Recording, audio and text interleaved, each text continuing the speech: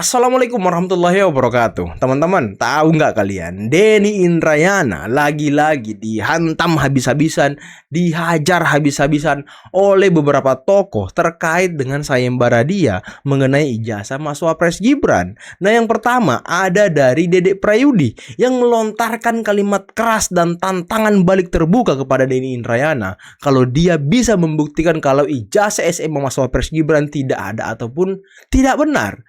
Dan nominal uang yang akan dikeluarkan ini sangat fantastis, teman-teman. Ya lumayan lah buat Denny Indrayana yang pernah kalah pemilu, yang pernah kalah pilkada, yang kata Bung Semar Mardiansyah pernah jadi supir taksi di Australia, ya kan? Nah, yang kedua ada dari Bapak Irjen Pol Purnawirawan Ricky Sitohang yang ikut melontarkan pernyataan keras kepada Denny Indrayana yang dianggap mungkin sangat sombong menantang Mas Wapres Gibran. Waduh, ini menarik teman-teman. Dan terakhir ada video dari Ibu Eli Danetti yang memberikan kuliah hukum kepada pengacara Tifa yang selama ini merasa sudah bebas, yang selama ini merasa sudah tidak jadi tersangka, tidak menjadi terdakwa, padahal ada status hukum yang mengikat mereka. Nanti kita simak videonya. Tapi sebelum kita mulai, jangan lupa like, subscribe, dan share. Dan tanpa perlu berlama-lama lagi, mari kita mulai videonya berikut ini. Yang berapa? Kalapan sapi. Kalau kok bisa ngomong kayak gitu secara konstitusional sudah terpilih oleh rakyat, kok orang bego KPU itu. Mekanisme dijalani walaupun ada mekanisme yang sempat terhambat di Mahkamah Konstitusi, kan gitu. Saya kan terbuka juga gitu. Tetapi kan faktanya digandeng sama Pak Prabowo dan jadi kontestan, disahkan pemilu, kemudian dipilih oleh rakyat, berarti sah secara konstitusional. Kok tiba-tiba ada yang meragukan semua, yang meragukan nanti. Nanti lama-lama kalau nanya lagi Pak Gibran lagi pilek, ada sesuatu yang nggak beres di pileknya, katanya lagi macam-macam nanti.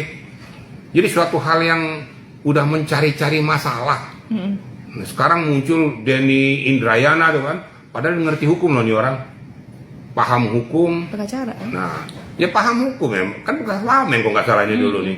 Tapi kok sekarang kok begitu ilmu hukumnya? Aneh bin ajaib. Kenapa kita menjatuhkan harkat martabat kita sehingga pengetahuan hukum kita rendahkan gara-gara hanya sesuatu pokok permasalahan lucu? Kalau seandainya Gibran dipermasalahkan, masih saya anggap tuh orang yang sudah tidak punya etika yang benar. Nah, saya berani harus ngomong kayak gitu. Udahlah Denny Indrayana, tolong sadar diri lah, jaga harkat martabatmu, orang yang mengerti dan paham hukum. Jangan jatuhkan martabatmu gara-gara hanya kepentingan seperti kayak gini. Mereka mengajukan pra peradilan dengan asumsi bahwa yang pertama itu telah batal demi hukum. Ya, jadi mereka statusnya biasa lagi, gitu loh. Nah, sehingga mereka punya peluang ajukan pra peradilan. Bagaimana pendapat kalau demikian? Abang mengatakan seperti itu sah-sah saja menurut mereka. Tapi pada saat sudah pendaftaran di sidang pengadilan, kan ada panitera, kan ada di situ dewan, kan ada di situ. Segera akan memberikan informasi bahwa ini sudah masuk ke dalam fakta persidangan, tidak boleh lagi masuk dalam substansi pra peradilan. Ya jangan diterima lagi, berikan informasi itu. Kalau menerima sama dengan mengatakan bahwa pra peradilan mereka itu bisa nanti masuk di dalam fakta persidangan di pra peradilan. Nah, ini kan jadi membuat jadi bukan ambigu lagi, jadi kabur, absurd, absurdable ini. Itu kira sama objek.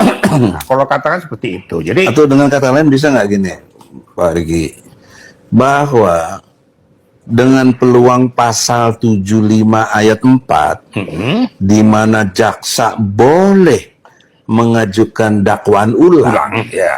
Bukan berarti status terdakwanya hilang dari awal lagi. Enggak, tetap dia terdakwa dalam perspektif untuk penyempurnaannya.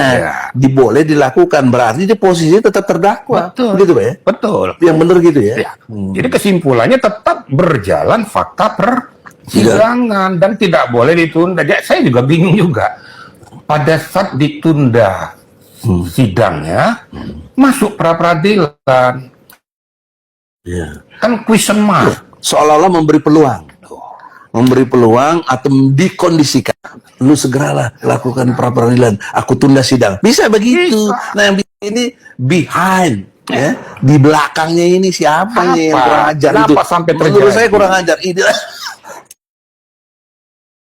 Ini yang dimaksud dengan menghalang-halangi penegakan hukum. Betul. Obstruction justice. Pasal 163 tuh kan. Apa bunyi itu? Ya itu tadi kalau nggak salah itu adalah tetap menghalang-halangi Obstruction tadi. obstruction of justice tadi. Batal demi hukum, dakwaannya yang batal demi hukum, bos. Dakwaannya yang batal demi hukum, bos. Bukan tersangkanya yang batal demi hukum. Jadi kalau dakwaannya batal demi hukum tidak diperbaiki berarti dia bebas. Nggak bisa. Sebelum ada putusan Palu menyatakan dia bebas murni. Nggak bisa. Kalau sudah ingkrah berkekuatan hukumnya tetap baru dia bisa bebas. Pada saat sidang berlangsung di PN Jakarta Timur, kami mendapati beberapa cacat prosedur. Dan kemudian ternyata dilanjutkan dengan kemudian penyidangan saya, padahal amar putusan sudah jelas ya, bahwa saya sudah dinyatakan, perkara saya sudah dinyatakan batal demi hukum. Pengadilan sudah memutuskan saya bebas dari status saya sebagai terdakwa dan tersangka. Kalau tiba-tiba dalam waktu hanya 3 hari, saya dinyatakan lagi sebagai terdakwa dan harus mengikuti sidang. Nah ini yang betul-betul terjadi sebuah cacat prosedur. Dokter Tipa yang baik, coba ya, kamu tanya siapa pengacaramu di situ. Al-Katiri ya, coba tanya sama Al-Katiri itu. Yang langkah yang kamu lakukan itu melanggar hukum atau sudah tepat dalam hukum beracara. Mengaku senior, mengaku hebat, tapi aduh, gimana sih Al-Katiri?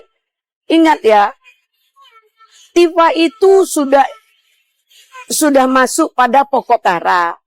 Sudah dibacakan dakwaan, ya.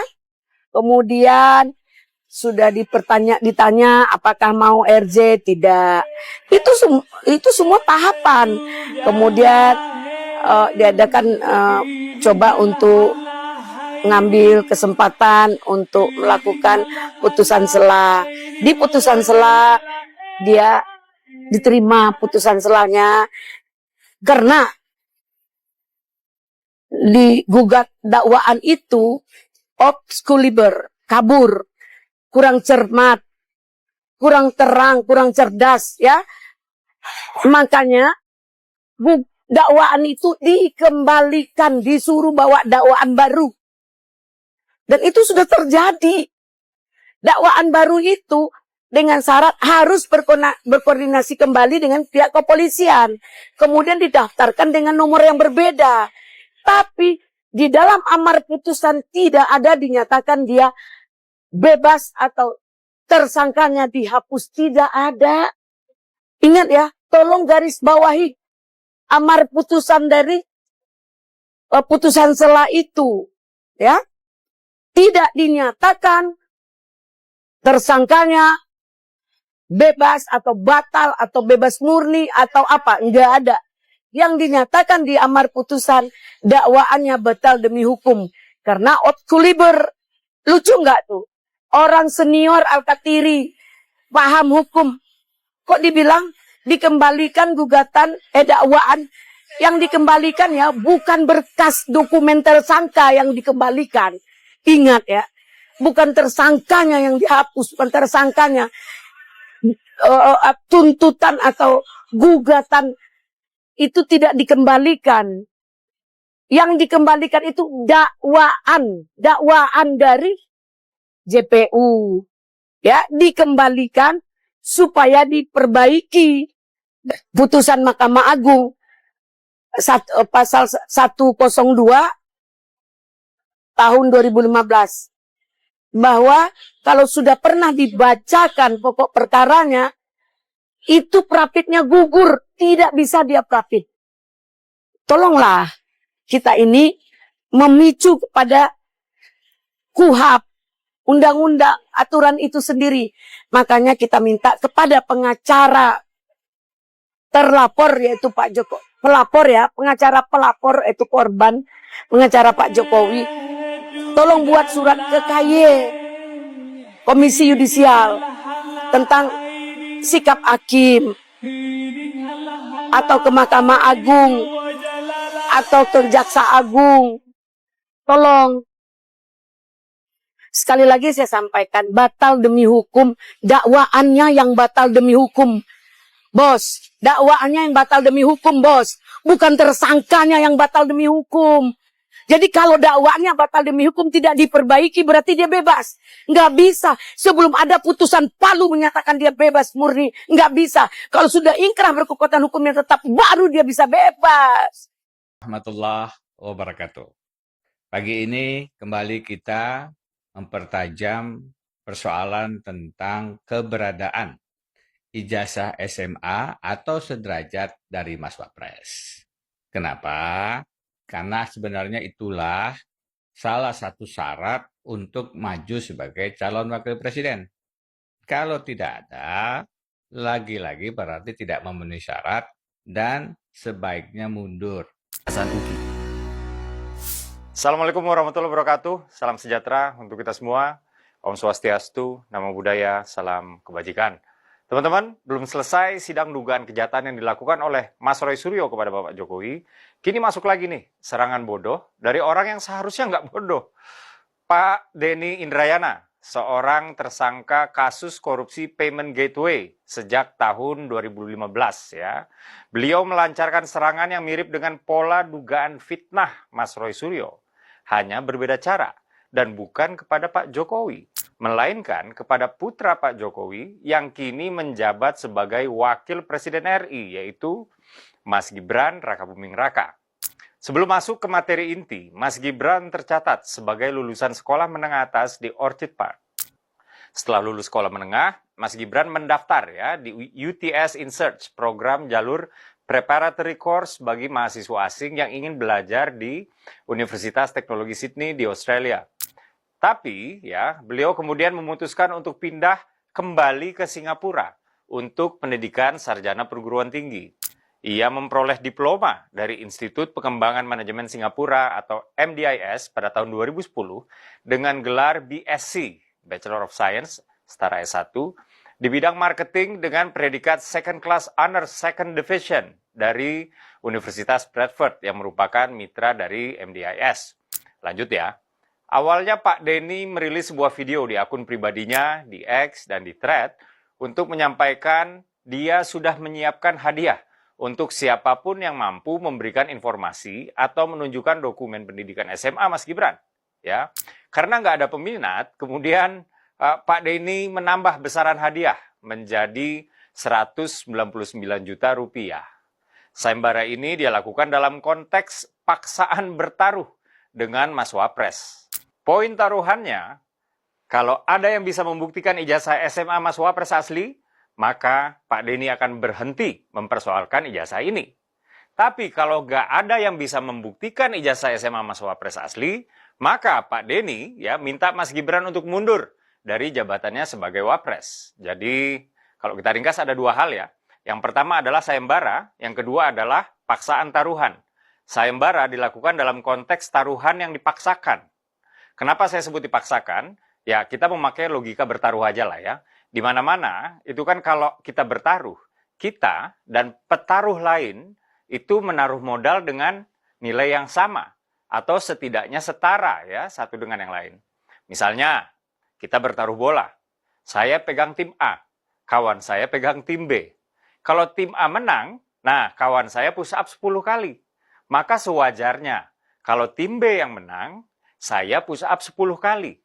Itu logika taruhan yang waras. Ya. Sementara dalam taruhan yang maksa banget ini, ya, yang dipublikasikan oleh Pak Denny, kalau Pak Denny menang, maka Mas Wapres mundur. Kalau Pak Denny kalah, maka Pak Denny nggak akan persoalkan ijazah Mas Wapres lagi. Ini kan nggak waras namanya. Ibarat kalau saya menang taruhan, Anda push up. Kalau saya kalah, Anda tidak push up. Tapi saya nggak perlu push up juga. Jadi Pak Denny, Anda kok bisa-bisanya ya menghina nalar Anda sendiri. Kalau Anda menang, ada konsekuensinya buat petaruh yang kalah. Kalau Anda kalah, kok nggak ada konsekuensinya buat Anda. Ini kan tengil nggak karuan namanya. Nah, mekanisme pembuktian ijazah Mas Wapres dilakukan melalui sayembara. Pak Denny katanya akan memberikan hadiah untuk seseorang yang dapat membuktikan ijazah SMA Mas Gibran asli. Sayembara ini juga aneh.